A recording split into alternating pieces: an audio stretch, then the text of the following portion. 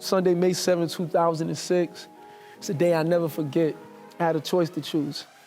I can go to this bar and do this show and become mad popular and get mad love for the music I do, or I can go to this youth service and help out with this youth group. I didn't know what to do, I was torn. Because the manager of that bar was calling my phone telling me I need to come down there and perform. At the same time, my ride that was taking me to that youth service was outside honking a horn. See, I knew if I went to that bar, I'd become mad popular, but I would've got drunk and indulged into a lot of sin. But I knew if I went to that youth service, I could help out at least one kid. So y'all wanna know what I did? I ignored the phone calls, went to the youth service, and this is where it all began. I run a non-for-profit called Go Ministries. I work with at-risk youth, whether they got 1 or 2 parent homes. I mean, we feed them, we tutor them, take them camping, and either that sometimes we get them some clothes. But listen, I can tell y'all some stories that can really hurt your soul.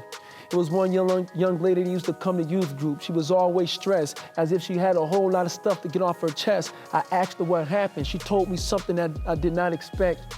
She said, you know, my sister and I, we share the same bed, and like every other night, she brings her boyfriend in a bed with us and they start having sex. I said, hold on for a sec.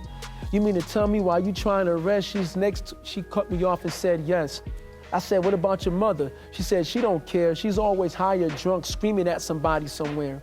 I had another young lady call me in the middle of the night. She said, hey, can you come down with me to the emergency room? My mother and I just got into a fight. I said, all right. I saw the scratches. I saw the bruises and the bite marks. I said, what happened? She said, well, my mom got mad because I snapped at my brother because he tried to lay in the bed with me with his clothes off. As she was telling me them stories, she started to cry. CPS got involved, and she had to live with my wife and I. I know y'all thinking, why this stuff gotta be so cruel, but you know how many times I got that call saying, hey, can you pick me up? I got jumped in the bathroom. You know how many times I got that call saying, hey, I need clothes for the first day of school, or we ain't got no groceries, can you buy us some food? See, a lot of these parents I dealt with got some drug issues, bad addictions. They'd get money to the point they didn't know how to spend it. They'd compromise the living conditions of their children. It was one mom came home drunk and high with another mother, tripping. She saw her daughters start to touching and feeling. The daughters fought them off. You know, their mother didn't even defend them. Instead, she got mad at her kids and said, you know, she was only kidding. I had another young man who would come in there mad. He'll always rant. He said, I'm sick of being broke, but my dad won't let me work because it'll mess up my DSS case and stop my food stamps. I saw dads put their sons in a cast, put their daughters on the Av. I saw people I was reaching out to dead or in jail. It makes me so sad. And I say, Lord, why I gotta be so bad? But it's crazy. He said, I gave you a reason to rejoice and be glad, because in some of them cases, those kids rose up from them situations. I'm talking that the society said they'd never make it. One young lady in high school got a job, car, honor roll, even got a leadership award at her high school graduation.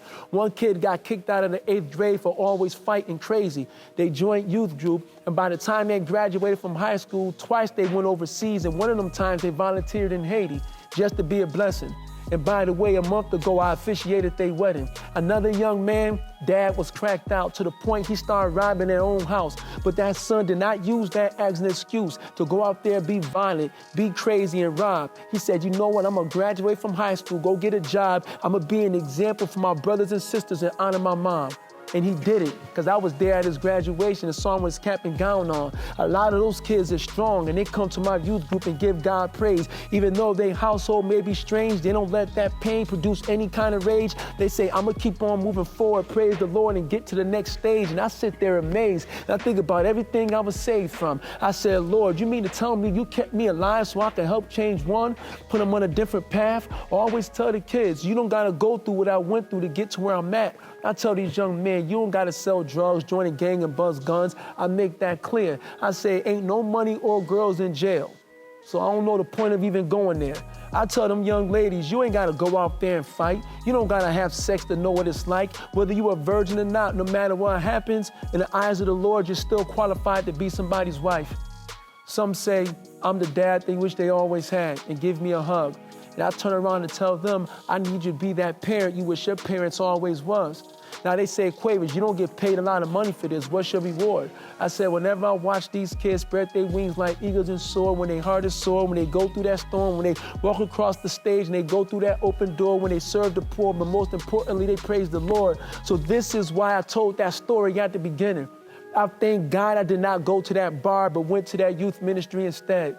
Yeah, I would have been popular. I would have been a local celebrity, but I think about how many of them kids would have been dead. I thank God that he changed my living. I thank God that he changed my vision. So when I go out there and help the youth, I don't do it to be liked. I don't do it to be a celebrity. I don't do it for the hype. I don't do it for attention. I do it to stay in tension, to break all that tension so I can go lead these children, because we were called to bring their pain into a purpose. So ignoring that fame was worth it. I don't care what nobody tells me, because God has called me to be a servant, not a celebrity.